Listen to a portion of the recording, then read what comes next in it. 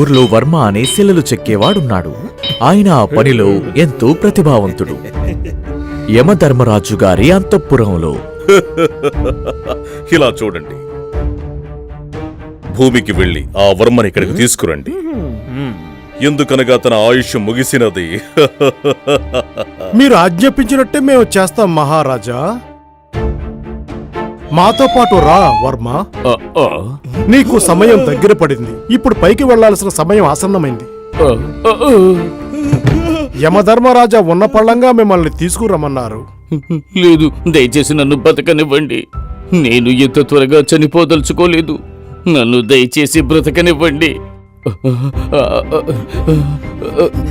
వర్మ కల నుంచి తేరుకున్న తర్వాత అది వట్టి కల మాత్రమే అన్న విషయాన్ని అతను గ్రహించాడు. ఒకవేళ నిజంగానే ఆ యమధర్మరాజు భటులు నన్ను తీసుకువెళ్ళడానికి వస్తే నేను ఏదో ఒక మార్గాన్ని ఆలోచించాలి. నేను నాలాంటి ఒక 10 శిలల్ని తయారు చేస్తే వాటిల్లో ఏది అసలైందో వాళ్ళు కనిపెట్టలేరు. ఈ విధంగా వాళ్ళని నేను మోసం చెయ్యొచ్చు. అతనిలాగే ఉన్న 10 శిల్పాలని తయారు చేసిన తర్వాత నేను ఈ శిలలకు మధ్యన నిలబడితే వాళ్ళు నన్ను గుర్తుపట్టనే లేరు. అప్పుడు నేను సంతోషంగా ప్రాణాలతో ఉండొచ్చు. ఆ రోజు రాత్రి వర్మకి వచ్చిన కల లాంటిదే యమధర్మరాజు యమభటులు ఆయన్ని తీసుకెళ్లడానికి వచ్చారు. ఏమిటిది?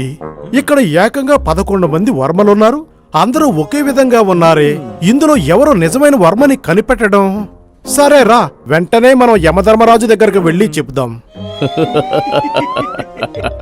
యమధర్మరాజా, మేము వెళ్ళిన చోట ఏకంగా 11 మంది వర్మలున్నారు. ఆ 11 మందిలో ఎవరు నిజమైన వర్మని కనిపెట్టడం చెప్పండి. అరెరెరెరె, ఆ శిల్పాలు చెక్కే తను ఎంతో తెలివిగలవాడిలా ఉన్నాడే. తనలాగే ఉండే ఆ శిల్పాల మధ్యలోకి వెళ్లి తను దాక్కుంటున్నాడేమో.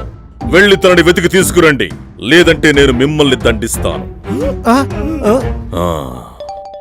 ఇలా చూడండి, ఒక కళాకారుడు తన కళ గురించి తప్పుగా చెప్తే ఒప్పుకోవడం కుదరదు.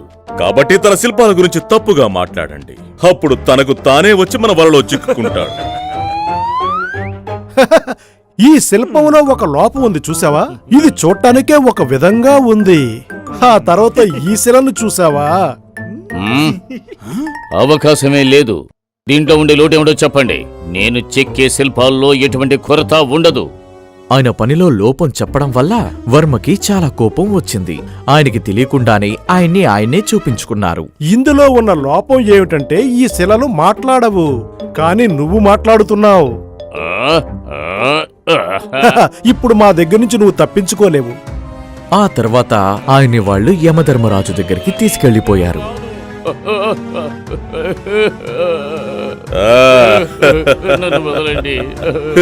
ఇందులో మనం అర్థం చేసుకోవాల్సిందేమిటంటే, ఎప్పుడైతే మనిషికి నేను అన్న గర్వం వస్తుందో అప్పుడే తన అంతం ఆరంభమైందని అర్థం.